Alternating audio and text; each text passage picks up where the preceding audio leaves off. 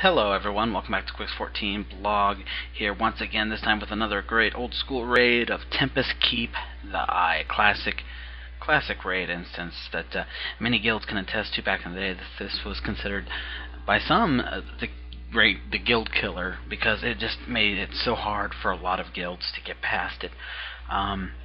This was a lot of fun and something we were looking forward to, of course. We're hitting the first boss here, Amala, the Phoenix God, whatever you want to call him.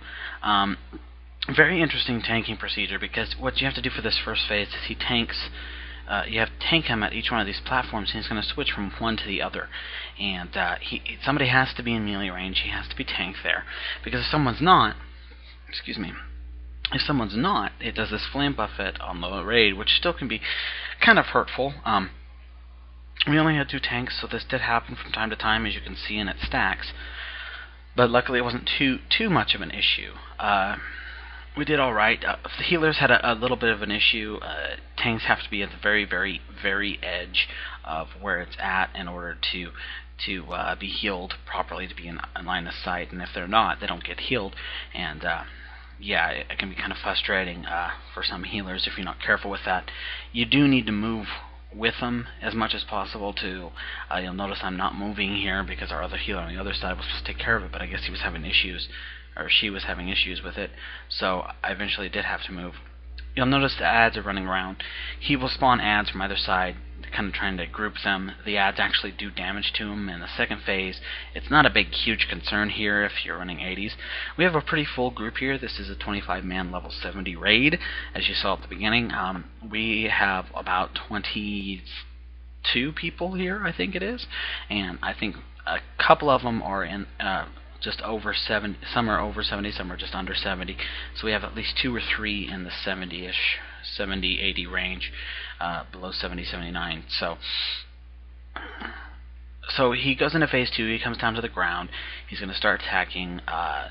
Every so often he's going to go up and do his big throwing thing. There are flames on the ground, you want to stay out of them, pain to heal through. He'll go up, he'll do his little flame thing, and he throws it onto the ground. Now, it's usually random on the tank, and it can hurt, so usually you just want to watch out. This isn't too difficult a fight, especially with mostly 80s.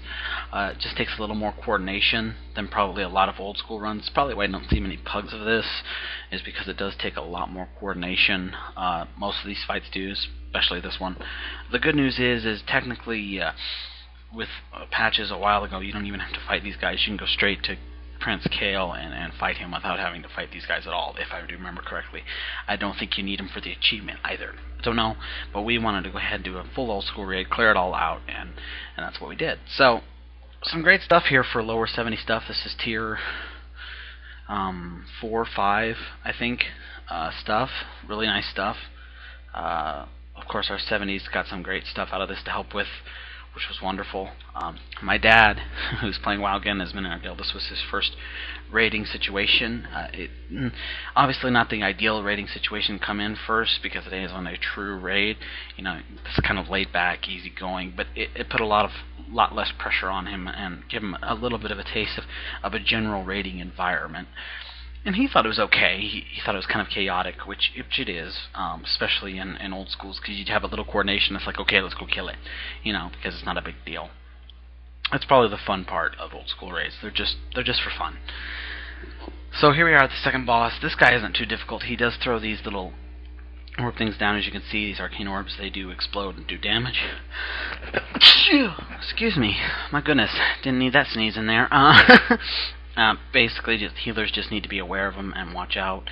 We have a healer on pretty much every single side here that we can. We have 3 healers. So there's one here, I'm here, my wife's over on the others, or no, Dahlia's on the other side, my wife's on the other side, and I think that's it. So it's all trees. He's not too difficult. He's not that too difficult. Just gotta watch the orbs. I think he does some sort of stacks or whatever. He's one of the easiest bosses. Always has been, I guess. So we come to the third boss, the arcane chick here. She's kind of interesting. Basically, she kind of throws you up in the air, I guess, if you're not careful, or gives you a debuff to throw you up in the air, and so you have to like run away or something. Otherwise, you can go through the top edge, and it's not fun. I think it happened to Dad, which happens, but not a big deal. She goes into her Voidwalker form. We just pretty much burned her. She's not too difficult. I think Warlocks help, but she was pretty fast, actually, ahead of all the bosses. Delia got thrown up in the air. That's right. So, very, very simple. So let's get to the main event, the Big Mama Jamma. We actually wiped on this once. I'm showing you the clear, not the wipe, because there isn't enough time. But this is a pretty engrossing fight. It still is, and there's still a lot to it. It's not quite as bad as it used to be. In fact, it's been nerfed quite a bit from the old days, as people will tell you. Kale himself used to do a fireball that used to do 50k on a 70 with plate. It doesn't do nearly as much anymore, so it's not too bad. But it's still a pretty serious fight, especially with the fears.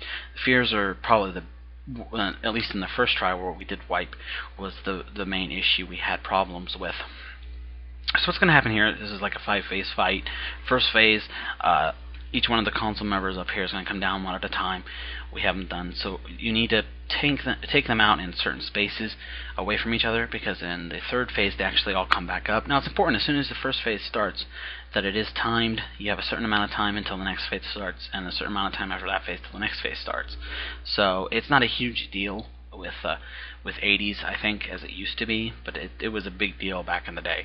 So you see, we go ahead and take both of them out, kind of separated up in the front. We take the next one out, down over here. You can notice here's the moon. Warlocks actually need to tank her, and as you can see, any melee who get close to her, she kind of arcane blasts and throws away. So it wasn't the fear that was our problem, it was Kale's mind control. That's right. Kale's mind control was a huge problem for us. Pick up in the next phase, you'll see how we deal with that. So now we get the last one, the last one. We kind of tank him over into the other corner, so basically the tank's just going to take him over there.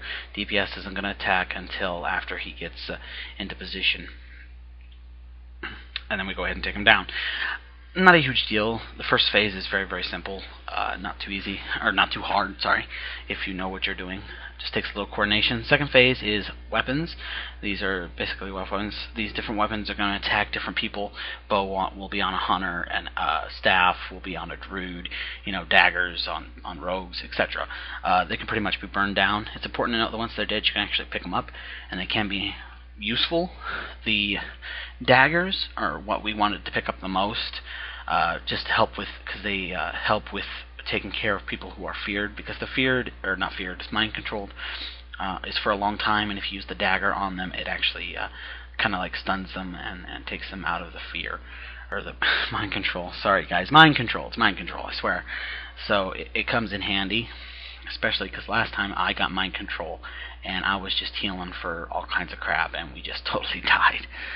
So sheeping also helps if you can. Of course on DKs that can be problematic at best because of their anti-magic shell and all that stuff. So anyway, we hit the third phase. Third phase, all the console comes back up. They need to be taken down in a fairly specific order. Pretty much skull there. One with the axe needs to be taken down first, and we kind of proceed over to X over there, and then square, and then usually if we have enough warlocks and a few DPS on the moon, which is the lady that does arcane around her, she'll get taken down pretty quick as well, because warlocks really have to attack her. We were lucky we had 2 warlocks, so we were able to deal with that pretty easily, actually. Once they're all down, Kill gets pissed. Actually, he gets pissed before that. It's all timed. So he goes ahead and starts attacking. We did pull in another healer to help out. Went ahead and switched our shaman from DPS to heals to help out. I think it's because Dahlia got DC'd. So see here, he summons a phoenix. You don't want to get too many of those, so basically you need to kill it. It turns into an egg. You just kill the egg so it doesn't hatch again. Now he gets pissed. He goes up. He grows very, very large, and yeah, he gets very mad. So the biggest concern here, of course, is the mind control, because he does mind control, and it hurts. So luckily, with the daggers, you got to equip them too. It's very important. You can't just have the weapons. You actually got to equip them. They last for like 15 minutes. They're summon things, so they'll last for 15 minutes or until after you log out for a certain amount of time. Here's gravity laps, fun stuff. You're basically swimming in air. Don't touch the ground. Keep yourself up at least say about 10 yards from the ground. That way when it stops, you'll fall on the ground and you won't die, like fortunately a couple did. You also got to watch out for the orbs up in the air. They'll do damage to you. So when you're swimming, it's just best to stay about 10 yards from the ground. Otherwise, if you go too soon, you're going to get thrown back up and you'll probably die. And there it is. Not too difficult. Of course, nothing like it used to be. It was a lot of fun. A great night. We had a blast, and it was awesome to see my dad in there having his first little look at it. And yeah, so a lot of fun. Looking forward to, of course, doing some more. Nice screenshot opportunity of Kale and his lightning. So that's all for now, guys. Much more coming up, of course. Got some more quests and all that good stuff, so stay tuned.